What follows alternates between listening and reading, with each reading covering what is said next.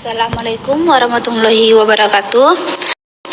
Kami dari kelompok 2 ingin mempresentasikan hasil kerja kelompok kami yang berjudul Karakteristik dan Prinsip Pembelajaran Tematik yang beranggota saya sendiri, Isya Mulyati, dan Kasmi.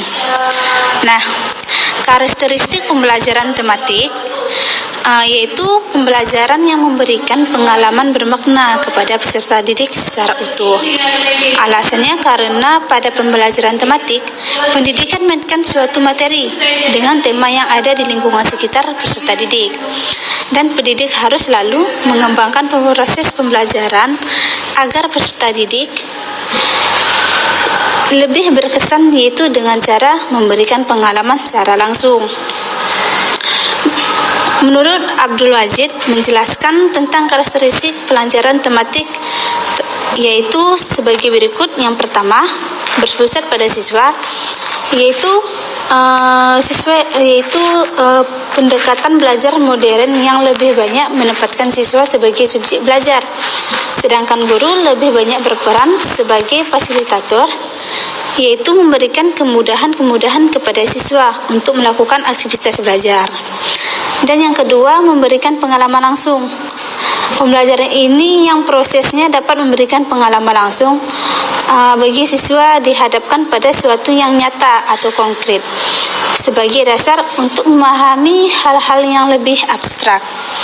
Dan yang ketiga, pemisahan antar mata pelajaran tidak begitu jelas. Nah, maksudnya fokus pembelajarannya lebih diarahkan kepada tema-tema yang paling dekat yang berkaitan dengan kehidupan nyata siswa sehari-hari. Yang keempat, menyajikan konsep dari berbagai mata pelajaran dalam suatu proses pembelajaran. Nah, maksudnya itu siswa mampu memahami konsep-konsep tersebut secara utuh. Hal ini juga diperlukan untuk memberikan siswa dalam memecahkan masalah-masalahnya yang dihadapi dalam kehidupan sehari-hari. Yang kelima, pembelajaran tematik bersifat fleksibel. Jadi, guru dapat mengaitkan bahan ajar dari mata pelajaran dengan mata pelajaran lain, bahkan dapat mengaitkannya dengan kehidupan siswa dan keadaan lingkungan di mana sekolah dan siswa itu berada. Yang keenam, pembelajaran sesuai dengan minat dan kebutuhan siswa. Nah, jadi maksudnya itu proses pembelajaran tematik tersebut siswa memperoleh kesempatan banyak untuk mengoptimalkan potensi yang telah dimilikinya sesuai dengan minat dan kebutuhannya. Dan yang terakhir, prinsip belajar sambil bermain dan menyenangkan. Maksudnya itu dalam proses pembelajaran tematik tidak menjemukan atau membosankan. Bahkan dalam suasana bermain yang menyenangkan, mereka dapat memperoleh pengetahuan baru secara utuh yang sangat bermakna. Nah, selanjutnya prinsip-prinsip pembelajaran tematik. Yang pertama itu ada bersifat kontekstual atau terintegrasi dengan lingkungan. Yang kedua ada berbentuk belajar dirancang agar murid menemukan tema.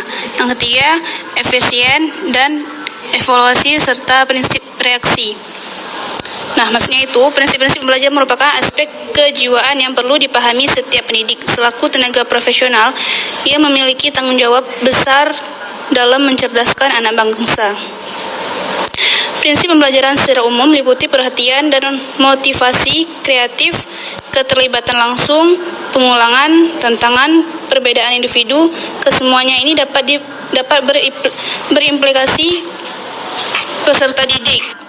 Nah, prinsip dasar pembelajaran tematik yaitu pembelajaran tematik memiliki prinsip-prinsip dasar: pengalian tema, pengelolaan pembelajaran, prinsip evaluasi, dan prinsip reaksi. Prinsip-prinsip ini dapat dijelaskan sebagai berikut. Nah, yang pertama ada tema hendaknya tidak terlalu luas atau namun dengan mudah digunakan untuk memadukan banyak mata pelajaran. Yang kedua, tema harus bermakna. Maksudnya itu adalah tema yang dipilih untuk dikaji harus memberikan bekal bagi siswa-siswi untuk belajar selanjutnya. Selanjutnya, tema harus disesuaikan dengan tingkat perkembangan psikologi anak. Yang ketiga, selanjutnya itu ada tema harus mewadahi sebagian besar minat anak. Selanjutnya, tema hendak berkaitan dengan peristiwa-peristiwa otentik yang terjadi di dalam rentang waktu belajar.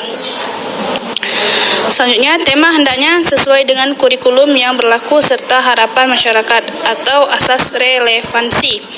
Yang terakhir, yaitu ada tema hendaknya sesuai dengan ketersediaan dengan sumber belajar. Baik, selanjutnya saya akan menjelaskan tentang keunggulan pembelajaran tematik.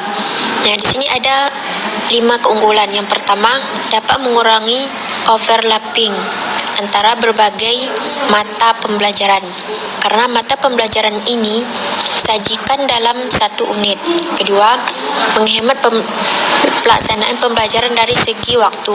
Ketiga, anak didik mampu melihat hubungan-hubungan yang mana sebab isi atau materi pembelajaran. Yang keempat, pembelajaran menjadi holistik. Dan yang kelima, keterkaitan antara satu mata pembelajaran dengan lainnya akan menguatkan konsep yang telah dikuasai anak didik. Masuk keunggulan itu yaitu yang pertama, mendorong guru untuk mengembangkan kreativitas.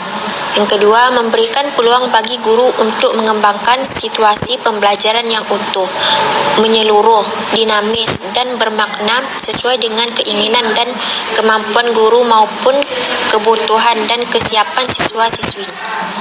Dan yang ketiga, mempermudah dan memotivasi siswa-siswi untuk mengenal, menerima, menerap, dan memahami keterkaitan atau hubungan antara konsep pengetahuan, nilai, dan tindakan yang terdapat dalam beberapa pokok bahasa atau bidang studi.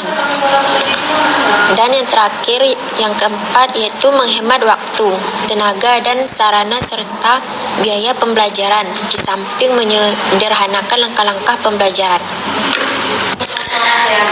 Kelemahan pembelajaran tematik. Yang pertama itu pembelajaran menjadi lebih kompleks dan menurut guru untuk mempersiapkan diri sedemikian rupa supaya ia dapat melaksanakan dengan baik.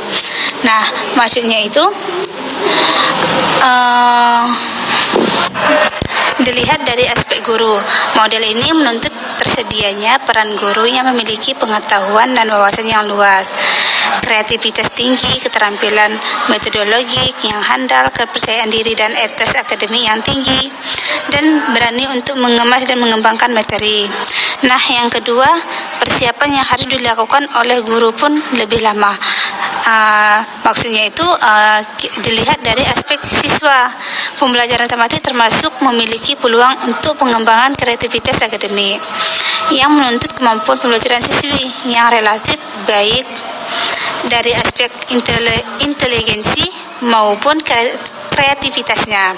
Dan yang terakhir, menuntut penyediaan alat, bahan, sarana, prasarana untuk berbagai mata pelajaran yang terpadu. Bisa kita lihat dari aspek sarana dan sumber pembelajaran.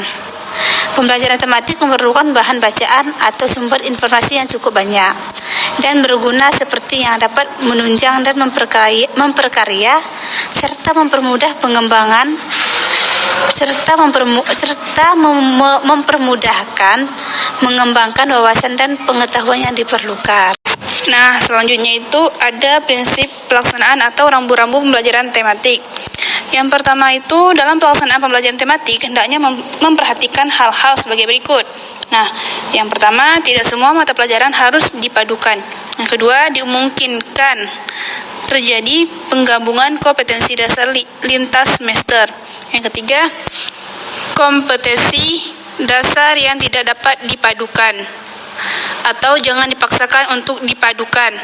Kompetensi dasar yang tidak bisa diintegrasikan dibelajarkan secara tersendiri.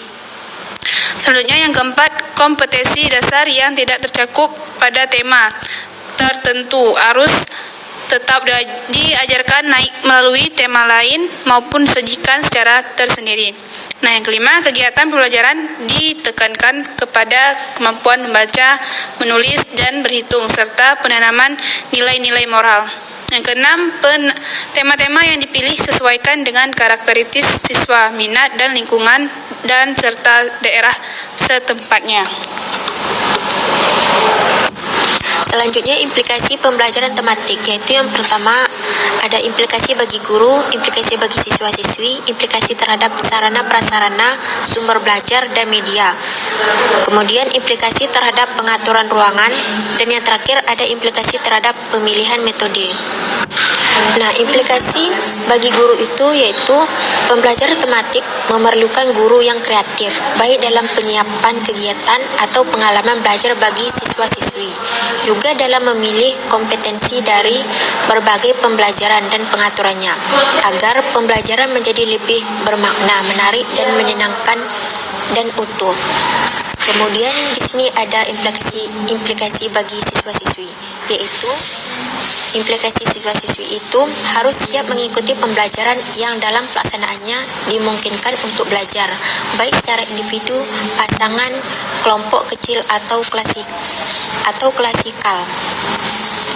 Dan yang ketiga itu ada implikasi terhadap sarana prasarana, sumber belajar, dan media, yaitu pembelajaran tematik pada hakikatnya menekankan pada siswa-siswi baik secara individual maupun kelompok, atau aktif mencari, menggali, dan menemukan konsep serta prinsip-prinsip secara holistik dan otentik. Dan yang keempat itu ada implikasi terhadap pengaturan ruangan, yaitu ruangan perlu didata, disesuaikan dengan tema yang sedang dilaksanakan, dan juga susunan bangku siswa-siswi dapat berubah-ubah disesuaikan dengan keperluan pembelajaran yang sedang berlangsung. Selanjutnya yang kelima itu ada implikasi terhadap pemilihan metode, yaitu harus sesuai dengan karakteristik pembelajaran tematik. Maka dalam pembelajaran yang dilakukan perlu disiapkan berbagai variasi kegiatan dengan menggunakan multi metode.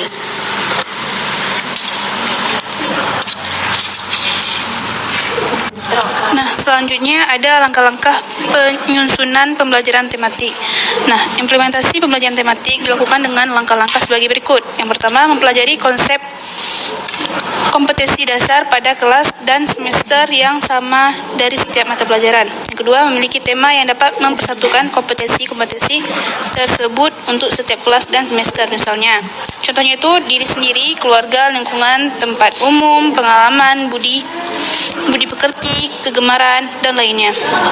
Yang ketiga, membuat matriks hubungan kompetensi dasar dengan tema. Dalam langkah-langkah ini menyusun, memperkirakan, dan menentukan kompetensi dasar pada sebuah mata pelajaran. Cocok dikembangkan dengan tema apa? Langkah ini dilakukan untuk semua mata pelajaran. Yang keempat, membuat pemetaan pembelajaran tematik. Pembelajaran ini dapat dibuat dalam bentuk matriks atau jaringan topik. Yang kelima, menyusun silabus berdasarkan matriks atau jaringan topik pembelajaran tematik.